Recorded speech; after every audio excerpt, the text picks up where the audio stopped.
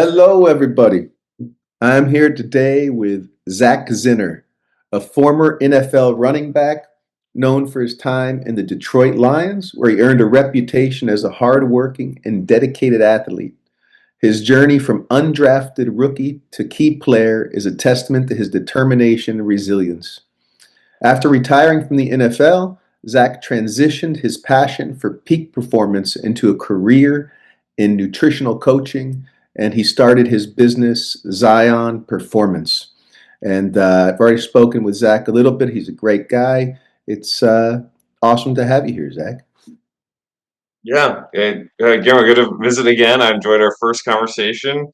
That wasn't recorded, so we'll record this one. Uh, yeah, no, that was recorded. No, I'm saying the one before. Oh, Our yeah. first one was not. I enjoyed our first one that we didn't record. Oh, We'll yeah, get yeah, this yeah. one in the books for everyone to enjoy. You got it. So let's start here. Zach, tell me a little bit about, just tell everybody what Zion Performance is and what you do. And then I'd like to hear, kind of just talk to you about you for a little bit. So, few people I help really in design performance. Help people that are Mm. looking to that where the outer shell doesn't match their inner drive. So they're motivated, they're driven, they perform well in their job, but for whatever reason, their physical body does not match that. Typically carrying around excess calories in the form of fat or dealing with low energy, and they can do it, get it done at their work, but they don't have that energy or that focus when they get home from work or they're falling asleep on the couch, that sort of thing. That's number one. The second bucket is individuals that deal with significant digestive dysfunction, bloating, heartburn, acid reflux, loose stools, constipation, IBS, SIBO, those sort of things. And do that by making them custom plans that target diet, rest, exercise, stress reduction, supplementation, and spirit, or dress with an extra S.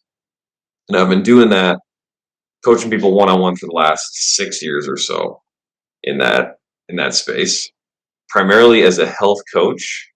But a year ago, I finally became a certified nutrition specialist, and that requires a master's in nutrition, a passing a board exam, and 1,000 supervised clinical hours. So I've got the formal education chops, and I leverage that along with my background in the NFL, coaching people to get them results. And it's been a lot of fun so far, and I've really enjoyed it. And that's kind of how we ended up connecting. Just that the connection in health, right? That connection in the gut, the brain, and the physical. You're working top down. I'm working bottom up. Yeah, no, I love it. It's so true. I know I've seen in my own practice that, somebody that's working on themselves from the top down, cognitively managing their negative thinking, whatever. It can be really so helpful to also when people start taking control and managing themselves physically, sleep, diet, exercise, all the things that you're talking about. I also like this extra S in address for spirit. You got to tell me about more about that later. Um, Sure. but right now, just tell why don't you? How the hell did you get into the NFL? You were playing in college. Did you play football growing up? Were you always a football player? Yeah, I started tackle football in third grade, and I didn't like it. I remember the whole first few practices. I was not a fan, but we'd signed up for it, so I was going to finish the season, and ended up loving it. I've been playing it ever since, and went to Egan Public High School, played football there, then had one Division I scholarship offer to play football. That was at South Dakota State, and then went undrafted to the Detroit Lions. Hmm. Um, I was not selected in the draft. Again, you just the best players get drafted, and they deem me not good enough. And but I was actually got accepted to medical school before I tried out for the Detroit Lions, and was initially going to do that when I was done playing. So it's kind of I had that always had that science background, that passion for Yeah. science, and decided that wasn't the right path for me during my 5 year career, and then pivoted to the nutrition health coaching type space. Oh, beautiful, man. It's sounds like you were pretty determined to get in there, though. You know, being Oh yeah, undrafted, but you kept going anyway. absolutely. I mean, it's many young boys dream to play in the National Football League, and I was no different. And absolutely requires significant determination, discipline, focus, and talent. Really, Yeah. that's one of the biggest things. But the discipline component, what I loved about the NFL and being in that club, because there's only at most there's five running backs. Excuse me, on average, there's five running backs on a team, Mm, and there's 32 teams, which means that there's about 1,510 yeah. running backs in the world that get to do it, that get to play.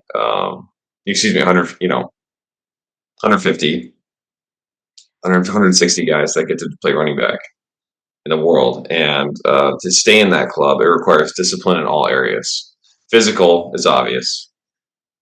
Mental is underrated, but mental discipline, the ability to come back from setbacks, to learn playbooks quickly, to not make the same mistakes twice, to to know your special teams roles, your roles on those units, as well as learning the offense. And it also takes discipline socially, which I think some people forget about. But many times, what will knock a guy out of the NFL won't necessarily be their physical talent or even their mental talent, but it's what's happening outside of the field Mm, that comes up and grabs them, like the people that they've allowed in their circles, ties that they haven't maybe severed that they should have, and distracts them from the task at hand. So seen that a mm. couple times as well. So I love that component, and for me, this ultimately my body kind of just couldn't do it anymore, and so my play declined. I took one step back in my play backwards, and then that's essentially when my career was over. That's how close I was the whole time to not being in the NFL. Yeah. Well, I think it speaks to, I mean, that's talk about an effort to be in there as long as you were at that caliber, man. Uh, really, really says something about your discipline. So you've always been interested in science. How Mhm. did you move from getting out of the NFL into this idea of coaching people around health? Well, during my career, like I said, I had a recognition that medical school wasn't the right path for me, and that came about for a few different ways, from a few different sources. One of those was spiritual. As a strong Christian guy, I prayed a lot about it, meditated a lot about it, and Mm, uh, ultimately got a word from God that I shouldn't go to medical school. So that made it easy. But then also in my circles, the people that I trusted and respected, my wife, my dad, um, my agent at the time, a couple other people that I just mentioned it to, really could see the another path, right, of not medical school and utilizing my experience and my connections to do something else. And ultimately settled on this nutrition component because it just felt really natural and really easy, and I could start a business right away as a health coach while I was getting this certification. Also, there were a couple other signs. For example, when I initially looked up the number of certified nutrition specialists in the state of Minnesota, there were 18 people in the entire state. wow. Yeah, so for a little, a little more niche, little, not around. Now, Yeah. the funny part is, I'm not even on the site though, because I work virtually with everyone. I didn't hang my license, so I didn't even add to that number.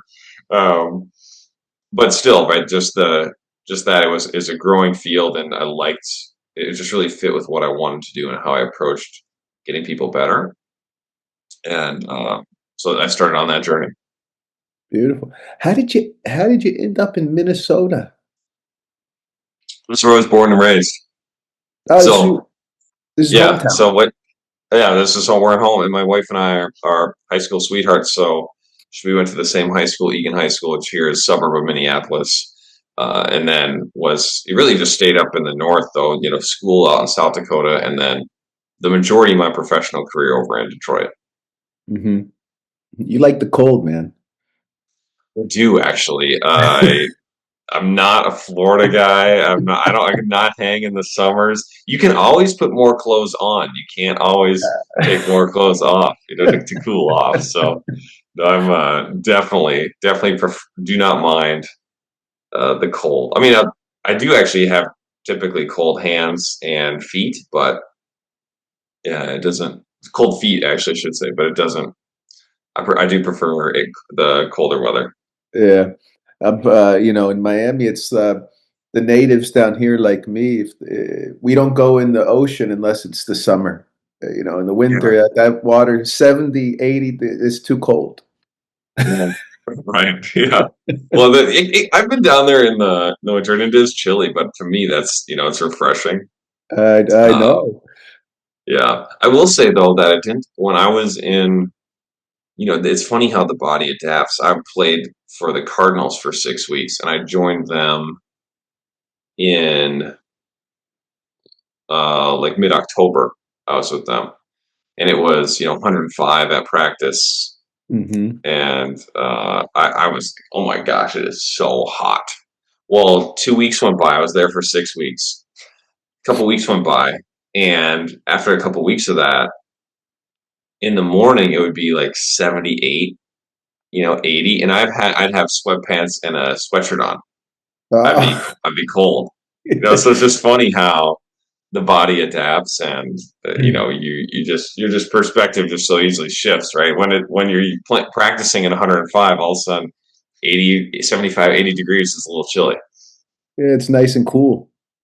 Yeah, yeah, right. So like, it's all that's one thing that even though I am definitely got some thicker blood, it's just fun how the body adapts. Absolutely. I went to school in West Virginia for a little bit, and it after the first second win by the second winter, I was adjusted. Yeah, yeah. I Um, think came back. So after the Cardinals, someone from Arizona to Miami, and then I came back. I was in Miami for 6 days, but then when I went back to Minnesota, I was freezing. I was cold for like I was just constantly cold. I was constantly everywhere I went. I was cold. oh, Because it was December in Minnesota at the time. Mid 30s, right, 20s, that sort of thing. And I was cold for like 2 or 3 weeks. oh, I can only imagine. Yeah. Uh, so Zach, how do you get a call from somebody looking for your help? How do you how do you start with them? How do you start with somebody? Yeah, well, it always starts with when someone's coming to work with me or interested in improving something in their health. Always starts just with a discovery call. That's free, and that's either going to be with me or a member of my team. And just want to see if we're a good fit for you, because not everyone is, and not everyone is Mhm. going to be a good fit. But there, for example, I've had encountered a few people with gut issues that have yet to see a doctor in any capacity, and just based on their symptoms, you want to rule out things like of something physical like a hernia can be really useful to rule out. Um, Mm. many people have then many people that sign up with us have done that, have been down that road and not seen relief, and they've found nothing physical, right? No hernias. They've had the scopes and they're still having symptoms. But for example, someone who's not a good fit, right? So kind of discovering that in that discovery call, and then people are filling out detailed questionnaires that are a couple of my clients have said is the most detailed forms they've ever filled out, which is a badge of honor in some respects. And I'll spend an hour and a half, 2 hours, maybe even 4 hours, depending on how messy someone's health history is, going through those forms and creating a blueprint for them that's written in pencil. Mm. From there, after I'm ready, we'll have an initial consult that's an hour and a half where I'm taking a deep dive into their life, making Mm. sure I understand, hey, you said this on the form. What did you mean? Right? Asking clarifying questions because forms are Yeah. like that, right? Where I had an initial consult yesterday and someone had put down gastroparesis as something that they'd experienced. And I was like, oh, like when was that? Were you hospitalized? She's like, no, I didn't really know. I thought it was the stomach bug. Like, have you ever had stomach inflammation? It's like, oh, okay. So delete, right? You haven't been diagnosed with gastroparesis, right? So clarifying questions in that hour and a half, and then from there, giving my initial assessment. We're working through your plan that targets all those areas of health over 8 follow-up sessions, Mm. typically scheduled every 2 or 3 weeks. You get access to me between those sessions, and giving small, achievable recommendations. And you're coming back in those follow-up meetings. We're debriefing, we're adjusting. It's a malleable, adaptable plan, trying to find a way to create a new lifestyle that fits well, that's sustainable, that's targeting all those areas of health.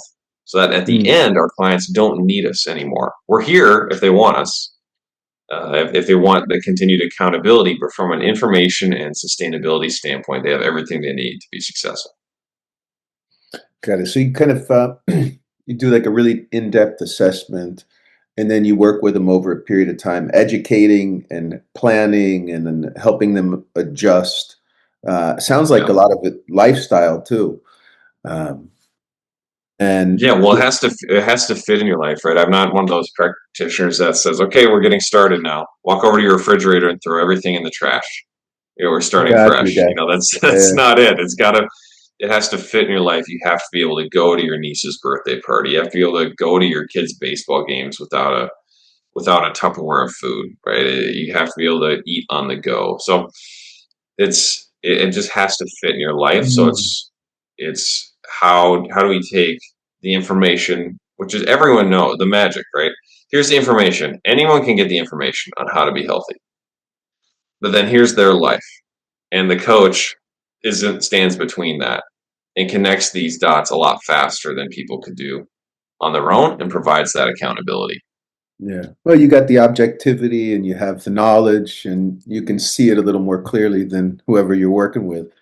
Um, Yeah. Yeah. But it's amazing though, in the number of people that have done the right things, but just not done them for long enough because they didn't have someone telling them that this is the way forward and this you're doing the right things. Like ah, many people are under eating protein is a classic example, or not eating breakfast and then overeating at night. And they're oh well, I tried what you're saying for a month and I didn't see any results. Like, we didn't see any results where? On the scale. Oh, well, that's because it takes longer for these beneficial results that we're looking for to reflect on the scale, or maybe even not at all. The scale might never change, but you could lose an inch on your waist, mm, which has happened to some of my clients. So anyway, it's amazing how many people I encounter that have actually done a version of what they should be doing, but they haven't stuck with it long enough, or done it to its full effectiveness. Like in gut health, many gut health people have tried different supplements and that they've discovered, and it's actually the correct supplement. It's just mhm, not at the concentration or the frequency that's needed. mm. So it's like little tweaks sometimes help the people.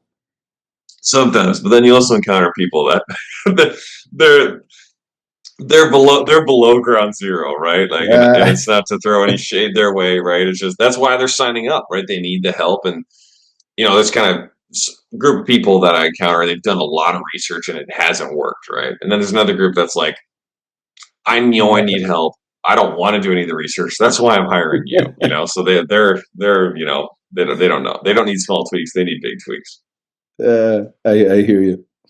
Um, it's this idea of people trying things and stopping short. So I think that's happens to all of us at different times. Um, what do you think is one of the bigger challenges that people that you see common that's common to the people you work with in terms of staying on track with things and one of the biggest challenges I think comes from exercise consistency because it is this concept of all or nothing. And I, Mm, and I battled this myself as a former athlete. This idea that if I can't get to the gym for an hour, I might as well not go at all. mm. That and it grabs all of us. I struggle with it. I struggle with this, but you only need to elevate your heart rate for 7 minutes a day to see benefits in your health. Huh. And it doesn't even have to be continuous. It can be non-continuous. 7 minutes a day to see benefits in your health. So that then lowers the this barrier that we many of us have in our head that, oh, I don't have time to work out. But you do. You see more tools and to be coached on how to fit exercise into your life and understand that it doesn't need to be that hour long gym session. You just need to do something. And what that is, I'm happy to help you and I do coach our clients on it, right? On what are some options for that. But I think that's one of the biggest mistakes. And then that sort of mentality crosses over to other areas, right? Like, oh, well, I didn't eat breakfast this morning, so the whole day's shot. I'm just going to eat whatever I want for lunch and dinner. Well, no, like you can still have a great nutritional lunch and dinner just because you blew it on breakfast, right? But that's so often it's like, oh, like I fell off the wagon, so like it's over. Like I'm just gonna start over. It's like, no, like 85% optimal, 100% of the time is better than 100% optimal 50% of the time. And Mm. find that zone where that percentage, whatever that is, where you can continue, where you can be consistent, and do that day after day after day instead of thinking, oh, it's either all or nothing. Yeah. It goes with that all or nothing goes with what you're saying, where people, throw everything out of the fridge and try to start. It's like I'm going all in, but the other side of Mhm. that is I make one mistake and now I'm all out. Screw it. Right, right. And I've struggled with that in my own life as well, Zach. It's never worked for me when I've tried to do that, throw the whole fridge out, a version of that. Right. Yeah, no, and that's it doesn't work for my clients either. Many of them have tried that, or they've tried different challenges, or they've done a very restrictive plan that they had success, and then they gained the weight back, or they lost their momentum, and that's going to happen really regardless of any plan. It's maybe going to ebb and flow depending on the time of year, but I'm typically when I'm telling people making recommendations, I just want it to be really sustainable, Mm. and I want them. I don't want it to feel hard. Yeah, there's certainly going to be new things to do, new stuff to implement, but I don't want it to be like stop your whole life because it's just not going to last. I am with you. Even when I'm working with my clients as in psychotherapy, whether it's especially I think relationships would be one place where it plays out, where if somebody wants to make a change and they want to make this huge change, uh, and then they don't see the outcome that they want right away, and they get kind of deterred by it. Yeah. How much of this do you think is people wanting an outcome versus getting invested in kind of a process? Yeah. Well, I think everyone shows up, of course, wanting an outcome, but we're from the jump, we're pitching a process and trying to change and work on that mentality. And that stems maybe from my football background, where hey, if you focus on continuing to enhance the process, the results will come eventually. And it's about and by focusing on the process and not being outcome driven, you allow yourself to withstand setbacks that will no doubt happen. They say, okay, it's about if I focus on this and how is my process. I know because Zach told me, and he's an expert, that if I do this, the results are going to happen. So there's that trust factor there. Then I don't worry if I gain 2 pounds today. I don't worry if I, you know, Gained 3 pounds while I was on vacation because I know what happened. I know how I can improve the process next time. We've talked about it, and we're going to have those results. So I think is everyone shows up with a certain outcome, but I'm always trying to say, okay, let's shift our focus. I understand that we have our goals. There's no doubt they're in mind, but this needs to be more process focused, or else at this first sign of failure, you're going to quit, or you're going to feel like quitting. Yeah, and I think that's well said. It's not about not having a goal or wanting an outcome, but just not getting so focused on it that it becomes and it starts to inhibit you. Um, so interesting. You see many people too. Like I'm typically telling people not to weigh themselves. Mm, It's very common. Because many people get scale focused, and that scale is so treacherous. It's just a classic example, right? Like if you are very well hydrated, or you start eating more fiber, which is good for you, you'll hold more boluses of food, right? You'll hold more water. You'll have more in your intestines, so you will weigh more. Did you gain fat? Is that representative of your health? No, you're healthier because you're consuming more fiber. You have more material, carrying more material, but people see that in the scale. Oh, I gained 3 pounds. Like, well, how are your clothes fitting? The same. Okay, we'll get there. Like that's probably just fiber, or some people will implement creatine, which is one of the best studied supplements for brain health, recovery mm, from exercise. They'll gain 2 to 3 pounds of water weight because they're holding more water in their muscles. But that scale jumps up and really frightens them. interesting. Yes, it's the scale is it can lie a little bit.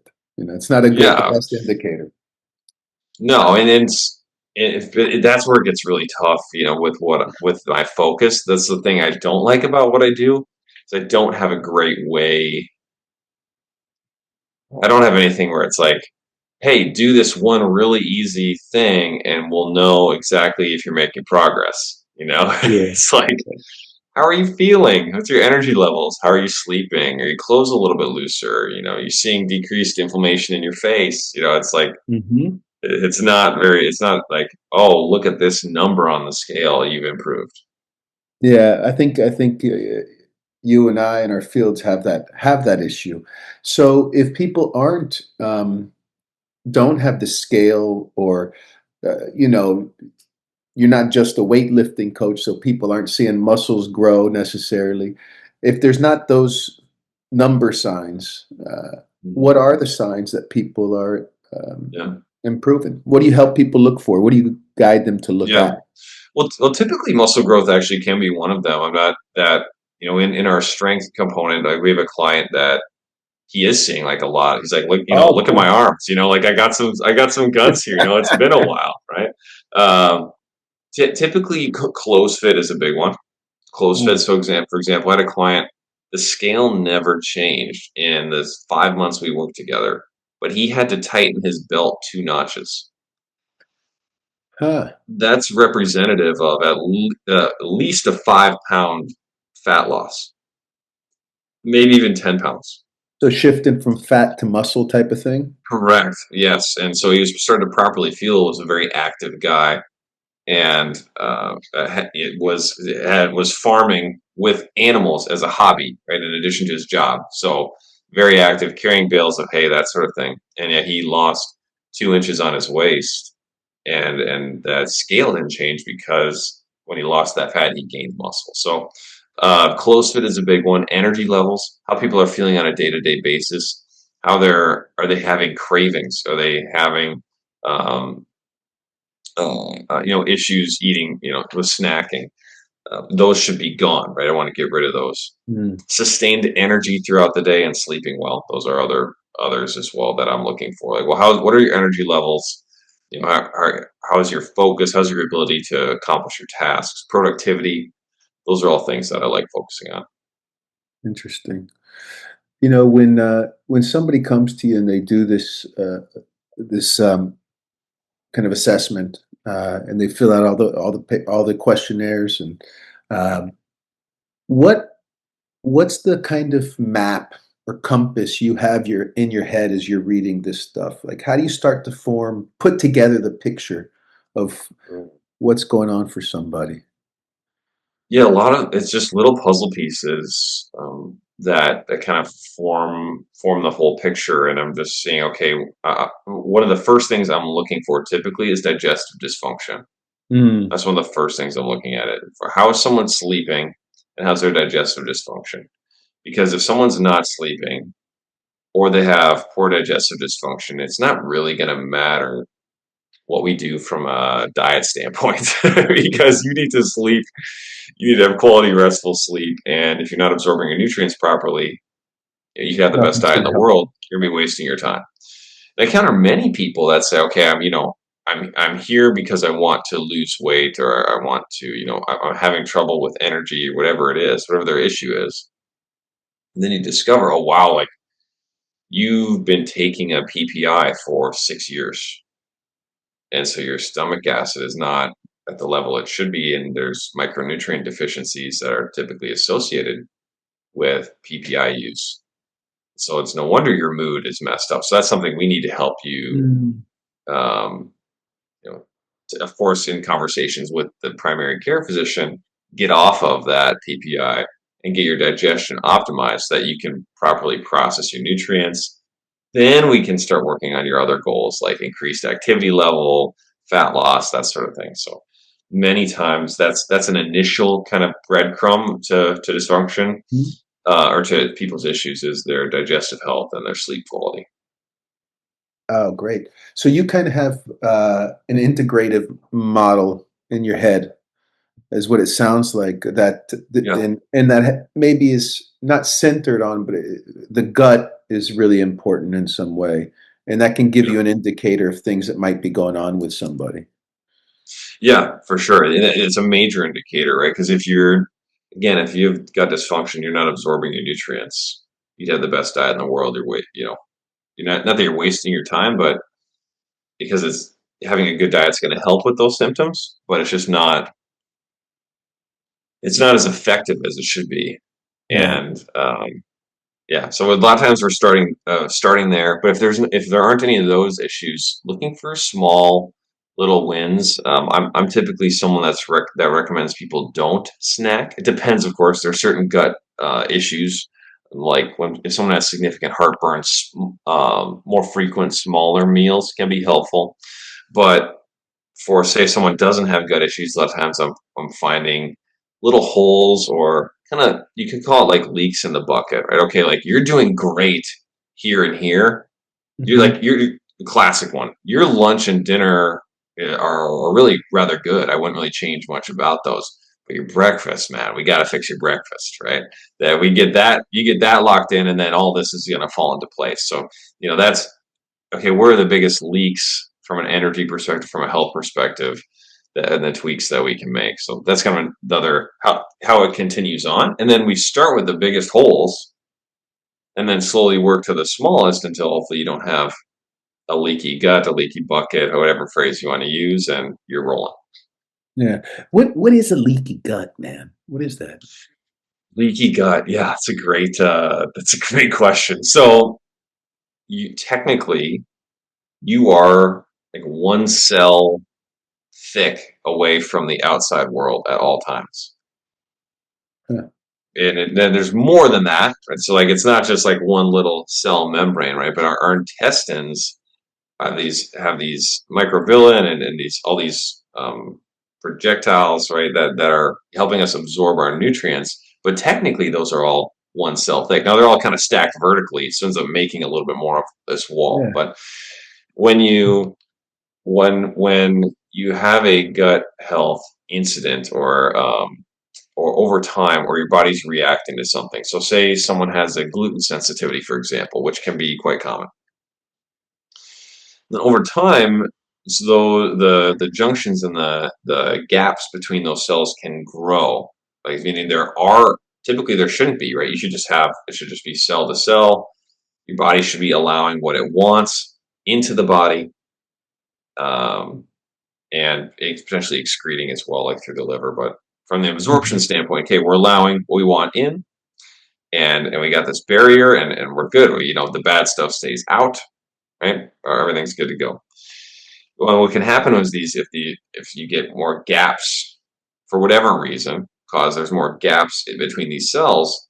Now it's not this strong barrier, and stuff from the outside world or from your own microbiome is now entering into your bloodstream and interacting with your immune system. So that can be lipopolysaccharides from bacteria, for example, can now get into your bloodstream and cause an inflammatory response.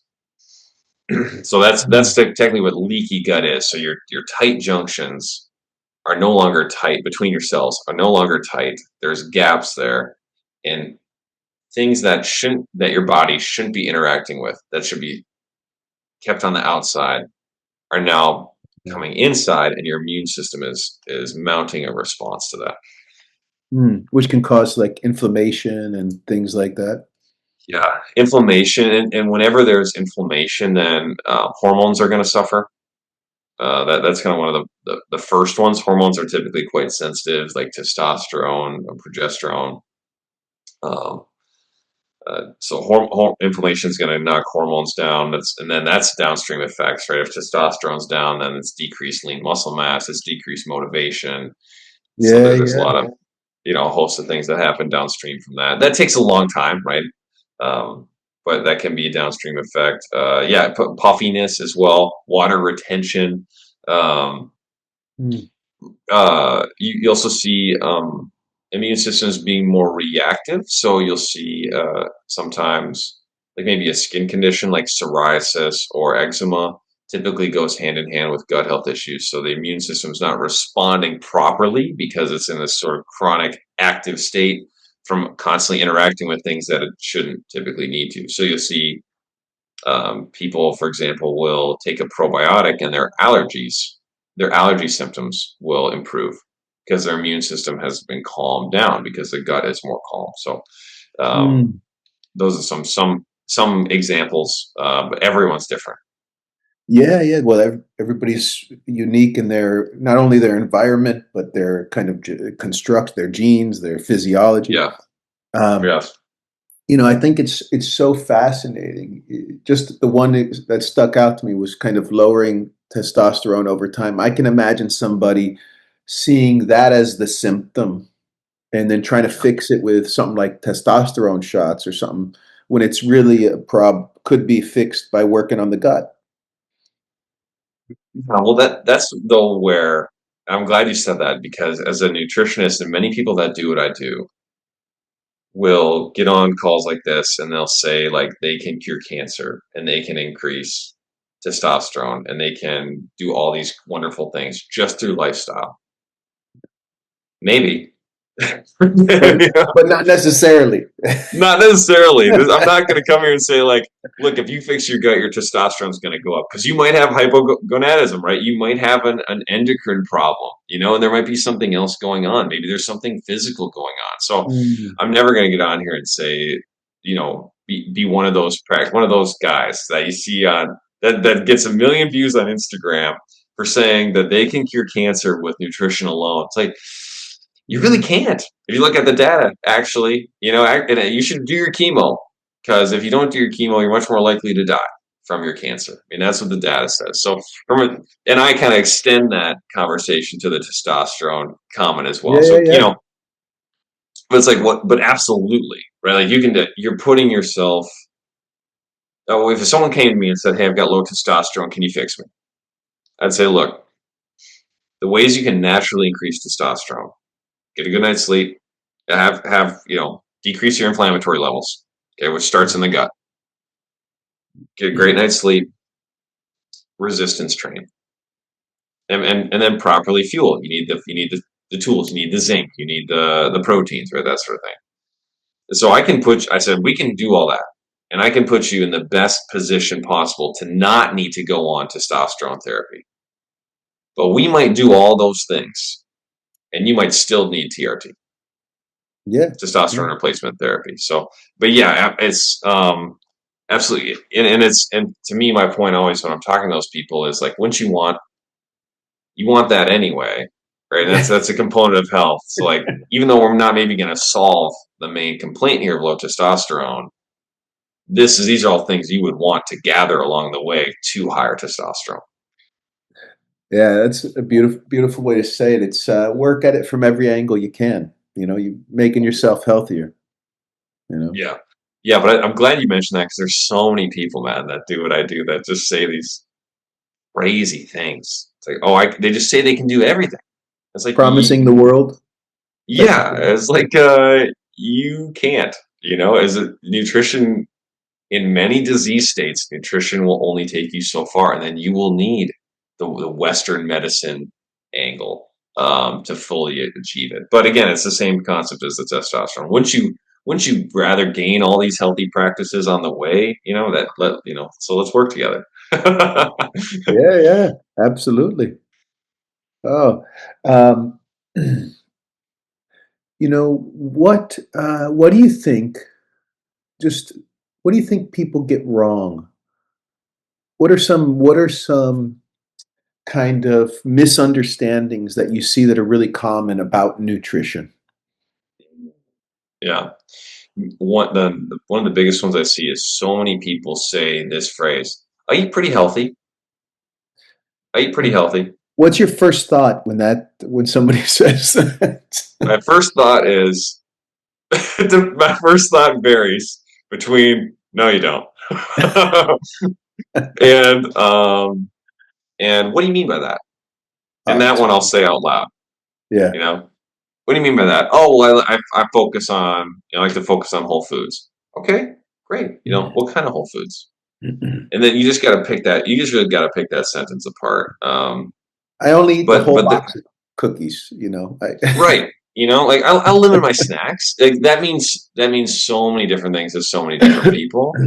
And I think, and I've actually have played around with this of doing Instagram or social media live sessions where I take a follower and I break down their diet like I would do if they were a client. Beautiful. And hey, tune in, right? I'm going to break down again one lucky follower. We're breaking down their diet. Um, that this week because so many people think, okay, yeah, I eat healthy. Um, I eat pretty healthy. It's like, well, that means so many different things to so many different people that we need to get a lot more granular. But anyway. So kind of the mistake then is that they're actually not, right. Typically, maybe they're under fueling on protein, or they're not recognizing that their snacks or their dressings or oils are a component of calories. And yeah, like you eat healthy until 3 o'clock when you have a protein shake, which is actually a fruit smoothie from Jamba Juice, which isn't which is actually an extra 800 calories. So and you're not getting more protein, and it's doing X, Y, and Z to your diet. So there's typically just a lot to go through in someone's diet to improve what's happening. But that's the most common mistake I see is someone saying, "I eat pretty healthy," and it's Mm, almost like they've just they have made positive changes, but they don't know that they're not all the way there yet. got it. And any other ones that are pretty common? Uh, Um, Many people think they sleep well and they don't sleep well. Mm, Many people think like, oh, because I'll tell them, hey, the dress, right? Diet, rest, exercise, stress reduction, supplementation, and spirit. Many people will come in and say, oh, well, like I sleep great. Like I'm not going to need help like with your sleep. So okay, great. That's awesome. Good for you, right? And then we get to it, and I say, okay, I know sleep's good. I know you're good with sleep. So maybe farther down the program, right? We don't lead. They say sleep is good, so we don't lead with that. yeah. But then as we continue to work together and maybe we heal up their gut and they're properly feeling like, I'm sleeping a lot better. Like, nice. And then we actually get later down in the program, maybe it's session 6 of 8 or something, where I actually talk about sleep strategies that I've acquired in my own life. And we implement them and they're like, oh my gosh, dude, I'm sleeping amazing. Like, Yes, now you're sleeping good, right? So that's another common one that I see is people think they sleep well, but they don't. And again, it's just a lot of the common mistakes are people just don't know what they don't know. Absolutely. You know, Absolutely. they What have their what normal. yeah. They've had their normal they've lived with. It's like, well, this is what everyone must feel like. It's like, no, no, no. You should feel like a nuclear reactor when you eat. You should be asleep in 5 minutes or less. You should only wake up maybe a couple times in the night, roll over, and go back to bed. There's all these different things that as far as what people should be. So it's just what their normal is or what Yeah. their perspective is. It's like, well, but actually, you could be here, and this is where we want to go. I hear you. If you it's like if you've had, inflammation in your body for a long time, you don't know what it's the water you've been swimming in, you know? Right. Yes. Yeah, that's great. I like that phrase. The water you've been swimming in. That's good for sure. Yeah. Yeah, it's a lot of fun though when getting people to the next level. But a great example of that sleep component is a great story. I had a client. She said the same thing. Oh, I sleep awesome. I don't need help with sleep. Said the same Mhm. thing. Man, I'm so happy. Yeah, that's great. A lot of people struggle with sleep, right? Good for you. Well, we get to that part of the program. I'm like, hey, I want you to do X, Y, and Z. I teach her my sleep strategies. And she goes, on our next session, she goes, the funniest thing happened. I was like, what? She goes, I go to bed before my husband and my kids typically. And I'll even like leave a sporting event early because I got to get up early for work. I got to get up super early. Kind of my process is, 9:30 to I believe it was 4:30 or 5 or something like that, or kind of her sleep schedule. Mhm. And the kids would come home maybe late, maybe from a sporting event, maybe from a friend's house, whatever, and with her husband, and would always wake her up when they got home. Always. So, they come in the house, dogs bark, banging around, whatever.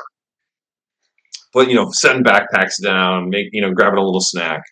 Yeah. Well, she said the other morning I went and asked my husband. I said, "Were you guys like extra quiet for me, or something last night? Like, do you guys like, hey, like let's be quiet for mom?" He was like, "No, we were we were our usual rambunctious entrance into the house." She said, "Oh my gosh, I just realized that I now am sleeping so much deeper that I Mm. don't wake up when they come home. And I used to always wake up, and I thought that was normal. And now I'm sleeping. I'm in such a deeper sleep now after the strategies we've implemented that I don't wake up when they come, or not. Still sometimes, but not every time. I'm not waking up every time when they come home. I'm sleeping through that interruption.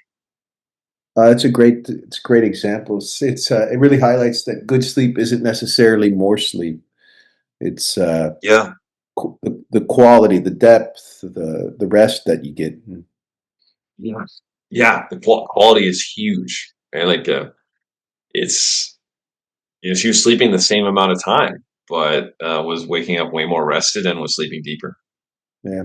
Do you find that, with sleep that people need a certain amount of consecutive hours? Can they broken up? I've heard different things. How do you think about it? Sleep, I like to think for the best thing for sleep is a consistent bedtime and a consistent wake time. That's one of the best things. And the number of hours, I like, I think it just depends on the person. I like to be seven, 7 to 8 is where I like to Mm. be. That's where I function the best. Other people can go for shorter. Of course, being a dad, I have 3 young kids. Like I can do it on short sleep, right? But where Unless I feel the best, 7 to 8 hours. Um, but everyone's different. I think the most important thing is being consistent with your bedtime and your wake time. Um, yeah, I think that's number one, and then it varies. And in terms of like the continuation, naps can be really useful. Micro naps can be really yeah. useful. I have a meditation video that kind of serves as a nap for me that I enjoy. It's actually the non-sleep deep rest video from Andrew Huberman. There's some free Yeah, game yeah, for yeah. whoever listens to this. it's a version of yoga nidra where you are envisioning yourself above your body, spotlighting different parts of your body, and kind of a progressive muscle relaxation that that's like it can serve as a nap in some ways, kind of like enter a restful state. But naps are great. Like if people want to do naps, nothing against that. I think I would question if a sleep. There's a difference between a nap and a sleep. You know, a nap was like 15 to 30 minutes. You know, if you're napping for 2 hours, then you probably just should have slept more in your bed. That's kind of where I fall on that scale. I don't know if that's scientific, but that's typically what I'm seeing. I hear you. You know, it's funny. I know when I go through periods where I'm not sleeping a lot because I'm working or something, I'm waking up early because Yeah. I do better work in the morning. Um, I know if I do it for too many days in a row, I feel it in my body. You know, like my joints hurt more. It's hard. I can feel it in my back. Uh, Well, sleep is actually one of the number one predictors of injury risk. that's It's like interesting. the better you sleep or the more sleep you get, you're less likely to get injured. Mm, yeah. In sport, and I don't, does that apply uh, to life? The not the former athletes, I don't know, but definitely in Well, sport. yeah. Well, one of the things they were talking about with the World Cup was not just how people train, but I think some of the players that, especially that are a little older, they were talking about how important and how focused they are on recovery. You know. Oh my gosh. Yeah, it's huge. And that's actually one of the challenges a lot of NFL players face when they go play in Europe for that 1 week is you have to adjust your whole body clock. So I just talked about how important sleep is for injury prevention. Now you shift your time zone and how important, okay, I said consistent bedtime and wake time and is important for quality of sleep. That's one of the most important things. And then sleep goes to injury risk. So now imagine a professional athlete shifting their body clock 12 hours or Mm, 10 hours or 8 hours and having to play in a professional game. Actually, you see this show up in studies where West Coast to the East Coast is those teams just over time perform worse than East Coast to the West Coast, right? Because you can when you go west to the east, you have to get up earlier, yeah. for the same events, for the same things. Oh, that's interesting. I mean, it makes sense. You know. Yeah. Hmm. What about? Are you big on supplements for people? Sorry. Yeah, definitely big on certain supplements and like to but I like to keep it simple. I don't want to overwhelm people with pill fatigue. There's this phrase we want to avoid, polypharmacy, where you take a medication, then you got to take another medication for the side effects of that medication, and then Yeah, you yeah. start down this path, right? I don't want to be the guy. I'm trying not to be the guy that's like, all right, take these 20 supplements and 20 pills every day, to achieve optimal nutrition. It's always better and best to get it from Whole Foods, always. But I take quite a few supplements and very specific ones. One of them would be creatine. Is probably one of my favorites. It's if I would recommend so and really if you start slow, anyone can. Uh, it's really beneficial for everyone. Huh. They've given it to seniors in nursing homes, and they've Mm. improved on their cognitive scores. It's like brain function. It's an energy shuttler between cells. So brain function and exercise performance and muscle performance. Creatine's a big one. Um, Protein powder is another one. I view that as a supplement. That's kind of Mm. another one that, like, hey, I think everyone should have protein powder lying around because it makes it easier to achieve your total daily protein intake goal, which then allows for maintenance of muscle mass, loss of fat mass, it's so convenient. So I'm typically recommending a protein shake for people where they can have protein and can have creatine in that protein shake as well at the same time. So I also like supplementing with additional fiber. Again, is it better to get it from Whole Foods? Yeah, it is. But fiber can be hard to come by. You got to chew your fiber a lot, right? The raw Yeah. veggies. A lot of times people are just on the go grabbing stuff. It's hard to get fiber at restaurants. So that's one of those are kind of the three things that I typically, kind of like for general supplements, but also would go for, um, there are others and other ones that fit more specific things, but Yeah. those are kind of some general ones that, yeah, I'm leading with for people because they really benefit almost everyone. Oh, that's really really interesting. Do you have a uh, a brand of creatine or protein powder that you recommend? My favorite brand of creatine is Clean Athlete. Clean with a K. Okay. I have tried every favorite brand of creatine, and that's the one that I think blends the best, and I notice it the least in my drinks. Mhm. But the nice part about creatine is that all creatine is the same. It's just, as long as the label says creatine monohydrate, you're good to You're go. good to go. There's no like magic, right? Like there's no, oh, it needs to be this, it needs to be that.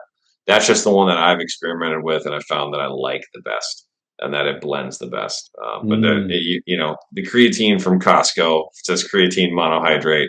it You're fine. works. You're fine. It'll work. What about Um, protein powder? For me, that's always been the hard one because I can't stand the taste of it. you can't any protein powder, just like the typical one. Just in general, I have trouble finding one that I can tolerate. What is it about the taste you don't like? The chalkiness, the It's a great question. chocolate, It's a chunkiness, the flavor. It's like texture. a flavor thing. It's Is it an something about. aftertaste or like the initial flavor? I think it's the aftertaste more than anything. That's gonna be tough because In other words, I just got to get used to it. yeah, I mean, I don't think there's a great solution there. Do you But I mix think yours in food like yogurt, or do you do it in so. That's the thing. shake? So I do the minimum. I do powders in water in just a metal blender bottle. It tastes nasty, but it doesn't bother me at all. Down the hatch, food is fuel. You Let's get it. go. Good. But I've got clients that will dress it up. They'll put it in a blender with 3 ice cubes and a quarter cup of frozen berries, a dash of honey, a dash of cinnamon, a dash of this or that, and they make this beautiful smoothie that has all their protein in it and their fruits and a little spinach, right? Like Mhm. a lot of goodies in there. So there's anything in between those two Yeah. things, right? They can go any either direction. So yeah, but you can dress it up for sure and really hide it. So if it is kind of the aftertaste you'll still have. The reason I don't like blenders personally is just a lot of dishes. You got the blades, you got the thing, you got the cap. It never stays fully clean. There's always, it always spills a little bit when you're in and out, right? So um, that's Oh yeah. those are Are all the big things there. are all protein powders equal, like creatine, or No, actually. And Gary, hang on. Sorry, I gotta help my kiddos for one yeah? second here. Do you think? I'll They're pause it. they're in the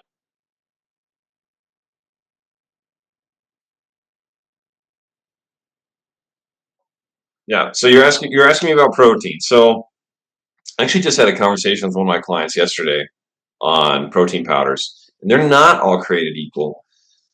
A couple things that I'm looking for in protein powders. I'm looking for the least amount of sweeteners as possible. So I want either cane sugar, right? Just give me the sugar, right? I don't need something fake, Hmm. or monk fruit extract or stevia. So those are the sweeteners that I am looking for. I'm looking to avoid personally sucralose and erythritol and aspartame. Now, if you really dive into the research on sucralose, aspartame, and erythritol, you're not going to find much. All the toxic dosing and buzzwords say, hey, look out for those things. are typically done at extremely high concentrations that you would never be able to encounter as a human being. But still, I like to avoid them. But in order of hierarchy, I'm always keeping in mind its total daily protein intake is first, and then worrying about any of these other ingredients is much lower than that in terms of importance. But so I'm looking to avoid personally sucralose, erythritol, and aspartame, and I'm also looking to avoid other preservatives, potassium salt.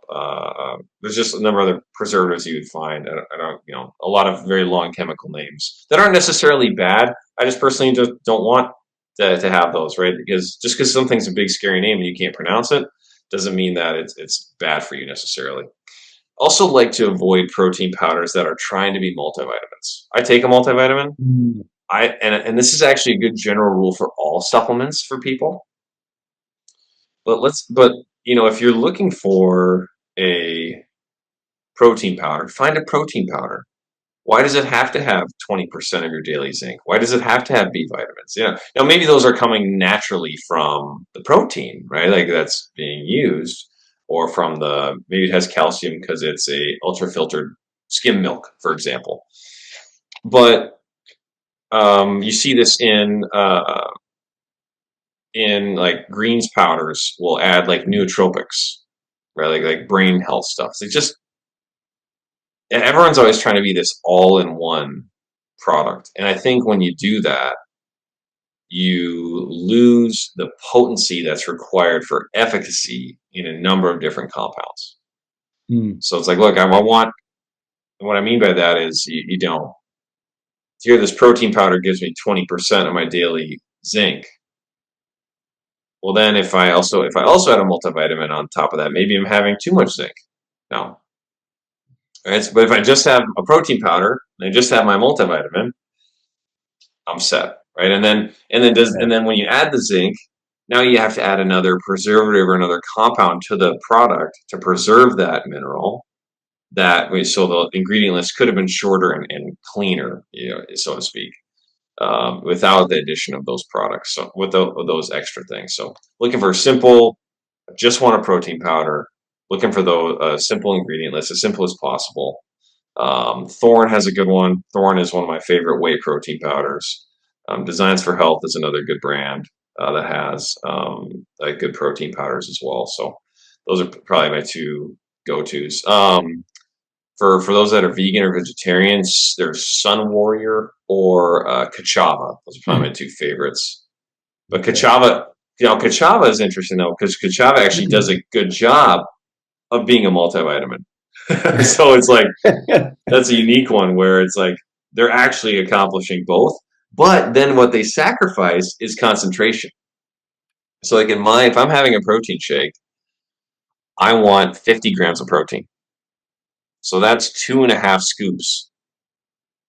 So taking it back, a Thorne jar of whey protein is 30 servings, and it's 21 grams of protein per serving, which is per scoop.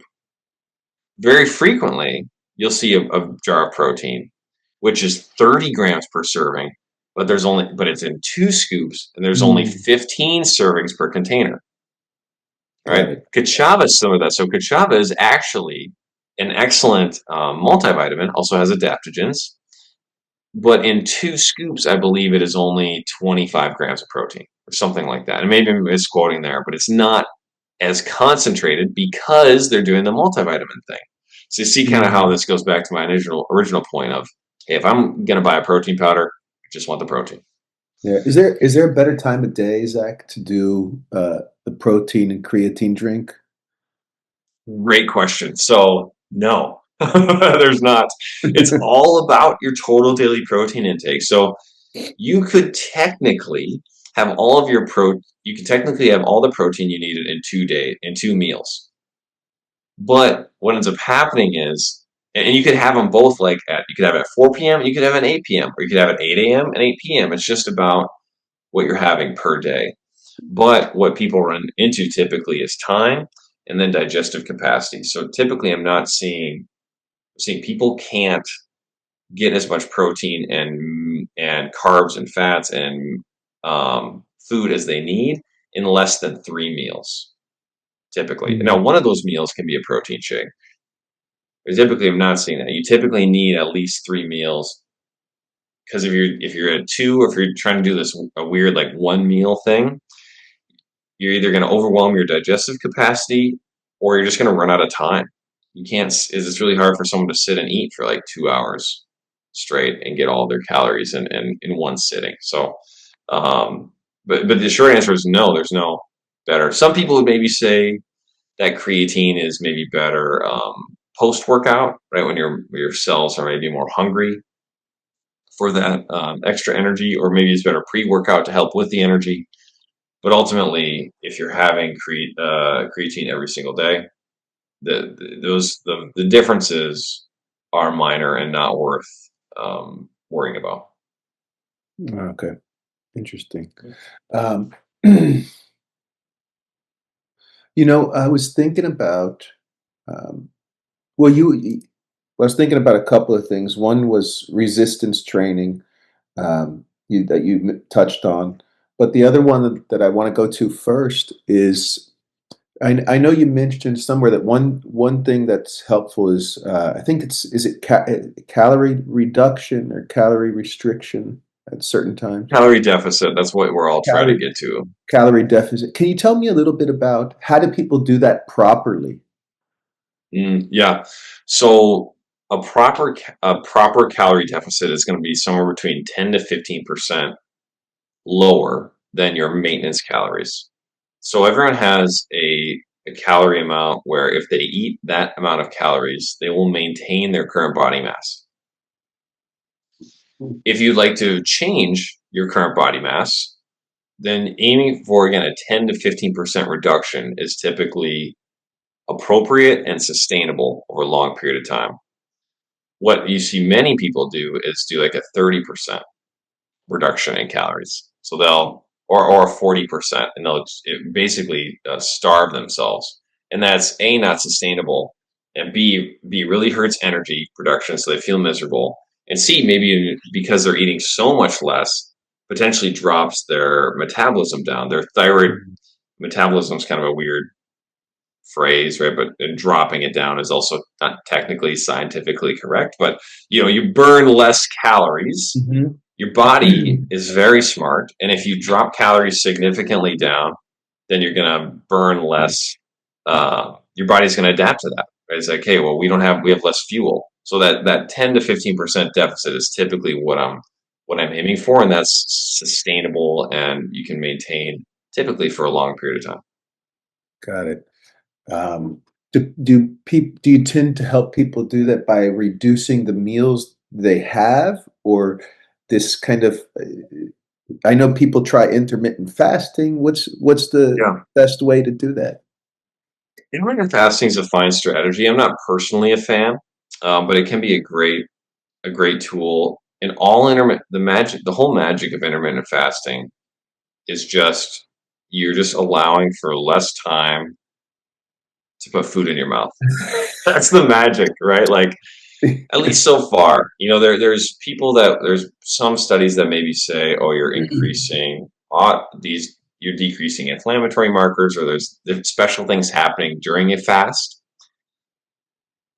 My opinion right now is that those benefits aren't unique to fasting, meaning that you can be in a calorie deficit and achieve those same benefits. It's just about how are you going to get to that calorie deficit. And Mm, intermittent fasting is a great tool for many people.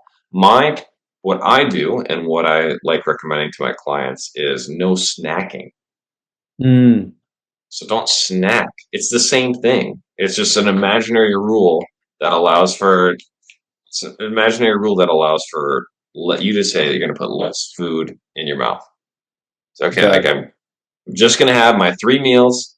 If you were to walk through this room right now and offer me my most favorite donut, or it's like, Zach, I brought you a breakfast sandwich. I brought you half a breakfast sandwich from my favorite spot in Miami. Like, oh my gosh, man, thank you so much. Like, I'm gonna save this. I'm having breakfast in like 30 minutes. That's when I'm gonna have this. Got You it. know, so like What's your favorite donut? favorite donut, custard filled Bismarck. So if I bring you a custard-filled Yeah, Bismarck, how do you talk to your clients about what to do instead of snacking? just grab it. You can have the snack food, just have it with your meal, and you're so much less likely to overeat. Right? Like I'm gonna have only have one donut if it's on the back end of 6 eggs or my protein shake or whatever it is. So there's nothing. Those foods typically can fit into a healthy diet. It's just you having them in addition to your meals is where people get into trouble. And actually, I do have to correct myself. There's a place here in Minneapolis that has these brioche donuts. Oh, Man, but it's the same sort of thing. They fill it with it's filled. I'm like the filling guy, right? It's like a custard based filling. Man, those ones are amazing. But we that was actually in the last boy when we went there and it was kind of like a thing, right? We went there, we picked them up. That was one of the few times that I've snacked. I probably only snacked like 4 or 5 times in the last year, to be honest. One of them was on Christmas, right? Like, there's all these great appetizers out. And I did snack, and I barely ate lunch because I was still so full from these super rich brioche donuts. I could taste them right now. But yeah, it's more just save it. It's like, hey, thank you so much for this donut for this half breakfast sandwich. I'm gonna have this with my lunch, and then that then just replaces what you would typically have in your. Okay, so if you were gonna have chicken and rice, don't have the rice, have the donut for the carbohydrates. Is the mm, rice better? Is it the rice maybe going to be less inflammatory for certain people? Is the rice going to have more micronutrients because it's less processed? Yes. But from a calorie perspective and body shape, you can replace those kind of snack calories with your other healthier calories from time to time and not get into major trouble. yeah, not something you want to do all the time, but it's not going to affect you too much Right. once in a while. Right. It's because you can picture it, and in that situation, I'm replacing my carbohydrates from that meal with just carbohydrates from a donut. Many times when you're having a snack, right? So if you have a donut for a snack, you're still going to have the chicken and the rice for lunch, right? But if Yeah, you're having those all together, right? Focus on the protein first. Have your chicken. You're probably only going to eat not nearly as much of your rice, if any at all. You're just replace those calories with your donut. yeah. I really like that way of thinking about it. To get the most important things first, and then see what you have left to play with. Yeah, The protein's the hardest one. So hey, if you're going to meal prep anything, meal prep 4 or 5 chicken breasts for the week, is you can find the carbs, you can find the fats. It's all around us. Just walk out your front door. Someone will hand you some free sample that is from some free pancake. It's very easy to find carbs and fats. The decent protein source is where the challenge is. yeah. And I like that way of thinking about calorie deficits too. It's more about the percentage than a way to reduce the calories specific way. Yeah. It's finding a way that works for you without overdoing it. Because if you overdo it, that has its own set of issues around it. Yeah, not only from a hormone perspective, your own body kind of turning down the dial, but also just how you're going to show up in the world, right? Like you're going to be cranky. It's going to be a lot harder to handle. You're going to need to use a lot more willpower. It's going to leave you, you know, not need to have as much willpower in other areas. So yeah, it's staying to that moderate deficit is the way to do it. Yeah. So tell me a little bit about resistance training and cardio. Like I know they're both important, Mm. but how do you think about them? How do you help your clients think about what's useful to them in those areas? The number one thing for exercise is consistency. So the form, again, I'll always what's the most important thing? The most important thing for exercise is consistently giving your body a reason to keep your muscles around. That can be running. Hold on. That I love that phrase. Giving your body a reason to keep your muscles around. What a great way yeah, to think about it. Yeah, that's well, our bodies are so adaptable, and muscle is metabolically expensive. It requires more calories to hold and maintain your muscle, which is a good thing, which is why lean people, it's easier for them to stay lean.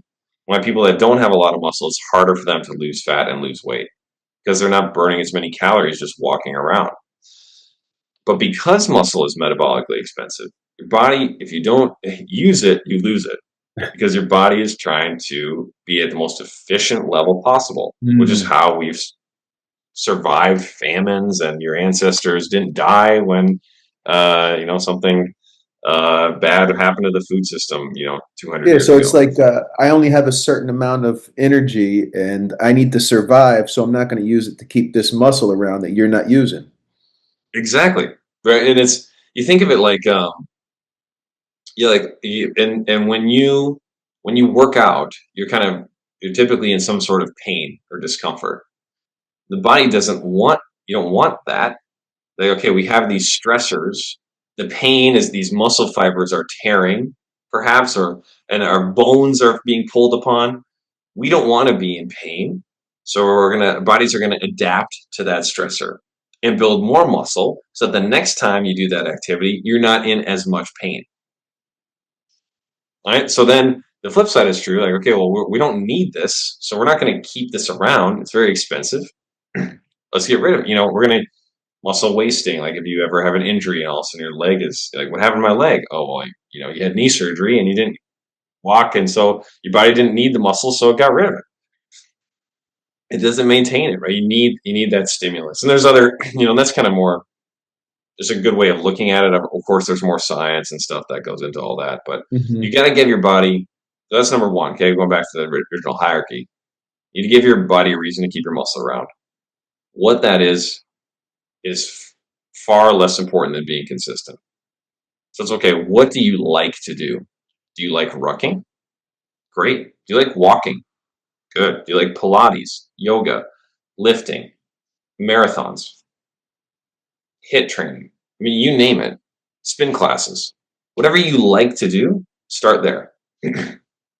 Then, after that's settled, if if resistance training is not part of that, we need to find a way to incorporate resistance training, and that's typically for bone health. Right? So, like you have your activity. So, say you like walking, for example, that's not going to be enough to keep your bones healthy and strong for the next 40 Hmm. years. Right? So we need to do something. We need to say, okay, like, are we going to do some lifting? Are we going to do a little mini resistance training circuit with body weight before you go on your walks? Are we going to add a weighted vest to your walks? Are you going to Mm. lift Are we going to lift twice a week and then walk every other day of the week? Right. So it's finding a way then to incorporate some form of resistance training from the bone health perspective, and also eccentric control. So when you're lifting, you are asking your muscles to um, maintain a body posture right under load. And many times when people fall, it's not because they're tripping; it's because their body doesn't trust that it can catch itself. It's like you Mm. trip and you catch yourself with that front leg. If the body's like, it's not strong enough to catch our body weight, and that leg just kind of sits there, and then the person just kind of goes down. Right? It's Mm. how a lot of falls can happen. Is the Yeah. body doesn't have that eccentric control. So anyway, find what you like, incorporate some form of resistance training, some sort of weight, can be body weight, some sort of movement like that, at least 1 or 2 times a week for your bones. Mm. I, I I think that's sounds so useful. You know what when I'm hearing you talk about resistance training or health in general, what I really love about your approach is it's really just about helping people have a better life. It's not about doing Yeah, everything all at once. It's about, hey, this is about longevity and living well, yeah, as much as we managing what we can, let's say. yeah, yeah, and that's absolutely. And there's not, you want to meet people where they're at, and it does no good for me to say, these are my standards, and you didn't fulfill them, so now you failed. that doesn't help someone get better. That doesn't help someone change. I think that's one of the things I've maybe continue to get better at is understanding um, that it's not always like the hard hand, right? It's like the hey, like you've done really well at this, right? And it's always better for someone to continue to talk to me and work with me rather than just say, oh, I failed and I'm a failure, right? Yeah. So kind of meeting them where they're at and helping them understand how far they have come. Many times people will not be seeing progress, so they maybe see progress and then they'll stop. I'll say, well, are you the most? You just told me this is the most stressed you've been in months. Is that correct? Well, yeah. And you've still been able to do X, Y, and Z, correct? Well, yeah. In years past, would you probably have gained weight during this time? Oh, absolutely. This is the time of year where I gained 5 pounds. It's like, so actually, maintenance here is a major win, right? It's like, yeah, actually, you know what? Now that you say that, that normally I gain 3 pounds every time it's tax season because I'm an accountant, but this year I actually maintained. It's like, yeah, we haven't continued to see progress, but kind of helping people draw out those wins. The process, that's just the job of a good coach. Yeah. It's a broader perspective of what progress is for somebody. Yeah. Yeah. You said something earlier that stuck with me. I think it's something I work on with my clients as well, and in my own life is tolerating the right discomfort. That any work is going to be uncomfortable to some if you're doing it right. You know, and how do you kind of accept that discomfort's part of the process of growing up or getting healthy? Yeah, no kidding. I was just talking to another client the other day and talking about how um, you've heard that embarrassment is an underexplored emotion. Hunger is an unexplored feeling. So Mm. it's the same sort of concept where we're so good as humans at getting comfortable. Comfortable clothes. I don't even, I can't even feel I'm wearing a shirt right now. Comfortable clothes, lazy boys, these beautiful mattresses. Everything's, it's all about comfort. And if you have adequate protein, you've given your muscles a reason to stick around, and you're hungry, you're burning fat during that time. So lean into that. Don't run from it. Don't, lean into that discomfort and know that because of what you've done during the week, during the day, you're accomplishing what you want to accomplish Mm. from a body composition standpoint, which is what most people are trying to do. Um, Yeah. but yeah, it's that absolutely right. It's not that it's not going to take some discomfort. It's just that I just want to make it so it fits in your life really well. I hear you. You know, Zach, just to shift gears for a moment, I saw something you posted about being a dad. Oh Uh, yeah. eh, how has being a father kind of changed your perspective on life? How has it grown you up? Oh my gosh. I mean, where do you start? Um, I think from a health perspective, what being a dad did is it totally changed my recommendation strategies. It's really where I forged a lot of the foundations of my program. Because I would used to be someone, my former self would be someone that'd be like, oh well, like just eat whole foods, right? Just meal prep, just get it done.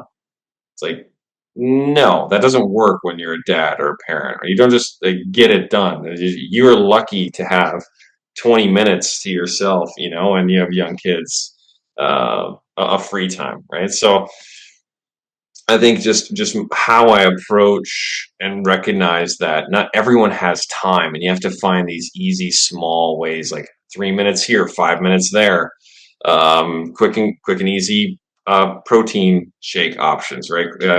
Adult chicken nuggets is okay. It's not optimal, but it's okay when you get home from a baseball game and it's 8:30 p.m. and you haven't eaten since noon, right? So there's uh there's just a lot of recognition and awareness that came to me from being a father. And I think many people maybe do themselves a disservice by signing up for coaching for people that are younger that don't have kids and are asking them to do certain things, right? You kind of want, if you're a dad, sign up with a dad who's a nutritionist, right? Like who knows, who gets it, you know? Um, and the other thing I think I always tell people is if you want your life to be easy, then don't have kids. But if you want to become the best version of yourself, have kids because you see your own flaws surface. You'll Mm. see your kid throw a temper tantrum over something. You're like, oh man, that's familiar. That's something that's from me. That is a trait that I have that is passed down to them. And it is it's either positive or you notice the positive, but you also notice the negative, right? You're like, this is something that I would have done. And now I have to deal with it and help him overcome something that I've overcome, right? Or just like patience, right? Your patience is constantly being tested. Negotiation, you're constantly in negotiation and or blackmail, right? Whatever way you want to phrase it, and getting people to eat their protein at their meals, or go to bed when you want, or get in the bathtub, stop hitting your brother, or else, So there's learning what motivates people. So there's so many areas of growth, and then as a Christian man, I'm very strong in my faith, big Jesus fan. When recognitions of a heavenly father as well, now that I am a father, for example, when a kid is younger, they don't want their nails clipped. It's very scary for some, perhaps because the fingertips are so sensitive, and there's this metallic clicking noise that's happening, and it's a scary thing for kids. But and they don't want it done. But if you don't clip your nails, you're going to be in a lot more pain later on because it's going to rip. It's going to grab some fabric on the sofa. It's going to rip half your nail off. You're going to be in pain for a long time. So yeah, it is uncomfortable and scary to the kid, but to the parent or the dad, it's like, I'm saving you from a lot more pain later on, Mm. and you're going to thank me for this, later on, or you might not ever thank me, but I know this is good for you. And that, then you think about that from a Christian perspective, Heavenly Father perspective, and you gain a lot more appreciation for maybe the hard things that you went through, or where things didn't go your way, or when life wasn't always easy. Like, well, maybe there's some of that going on. Yeah. I hear that, Zach. Does that relate to this last S that you added to the spirit? Yeah, spirit. Yeah. So I approach health. I approach my life from a Christian perspective, but that spiritual conversation that I have with my clients, you don't have to be a Christian to have that. I've had that conversation with atheists, agnostics, Muslim, Jews. It doesn't matter because the spirit, we're all body, mind, spirit. And if you don't, if your spiritual self is not being fulfilled, that's going to be an anchor to your physical. It's going to be an anchor to your mental. So typically, how that conversation starts in that session is, "Hey, I'm a Christian guy. I approach spiritual health from a Christian perspective. Where do you stand from a spiritual and religion perspective?" And they'll respond, and maybe they're Christian, maybe they're any of those other things that I listed. So if they're a Christian, that conversation talks about what I'm doing for my faith, how I approach things that I've learned, etc. Where are they at? What are they struggling with? If they are not a Christian, then it shifts more towards universal spiritual concepts like gratitude, forgiveness, love, and altruism, or giving back. So that's the kind of the main talking points there, and say, okay, like, have you ever tried gratitude journaling? Have you ever tried, just do you have anyone you need to forgive in your life, right? Because that definitely impacts both the mental and the physical. Absolutely. When you're holding on to stuff, it really shows up. Yeah, yeah, exactly. 100%. So that's typically how that where that conversation goes, and that's one of my favorite meetings because I save it for the end, where I've built up a lot of trust in a relationship with the individuals, so that can be a nice open conversation, and they know the guard's not up. They know I have their best interests in mind. They know I'm not going to like beat anyone over the head with the Bible. It's just like, hey, where are you at? here's where I'm at. Where are you at? Let's Yeah, talk about how this can help your health. absolutely. And it does. I liked how you said it. We're mind, body, and spirit. Yeah, Mm-hmm. absolutely. Um, Zach, just to finish up, because I got to get going in a minute. How do you fit gratitude into your life? So it's funny you say that. I've actually played around with this of doing a holding myself accountable with the daily social media story. So you can do like stories that are only up for 24 hours on Instagram, for example, Hmm. and just doing a daily gratitude post just today. And I've even done some of them, kind of do them on Sundays, just like today I'm grateful for a beautiful Minnesota summer day, or today I'm grateful for the breath in my lungs. Today I'm grateful for the rain, whatever, right? Just saying anything. It's something super simple. So I've thought of doing that. I've got a notebook down here that I've used in the past. I haven't done though lately as much writing, more of getting in my Bible and then prayer, and just typically expressing gratitude, thanks during my prayer time. Uh, Being thankful before giving thanks before eating as well. Those are kind of some of the two main ones that just say, hey man, this food is awesome. And just the whole way that food gets to my plate sometimes baffles me. That whole system in the United States is like, man, what this food went through, right? And how it's now sitting on my plate here is amazing. So yeah, that's those are kind of my main ways. Beautiful, Zach. Well, I'm grateful for this conversation, brother. Appreciate it. It's fun. They're very fun. Love dove way deeper in the science than I expected. So a lot of fun. Awesome. Thank you, Zach. Yeah, you bet, man. We'll yeah, I guess if we want to do this again, or if you and share this wherever, Yeah, I would. share it with me so I can repost it or whatever, and happy to spread the word. You got it. What's your website, Zach? Just so everybody knows, I'll put it below too, but so they can hear it. Yeah, so it's zion-performance.com is the website. I think though you get a better feel for who I am and what I'm about doing the social media videos. I'm typically posting at least one a day, and I'm on every major platform, so can follow along there. But you can get a hold of me via the website. A lot of different ways to get a hold of me. I'm very responsive in Messenger and all that stuff. Beautiful. And I'll put all your social media handles in the description. Cool, fun, man. Yeah, share it. So yeah, let me know when it's posted or whatever, and I can put it out or promote it too with links. You got it.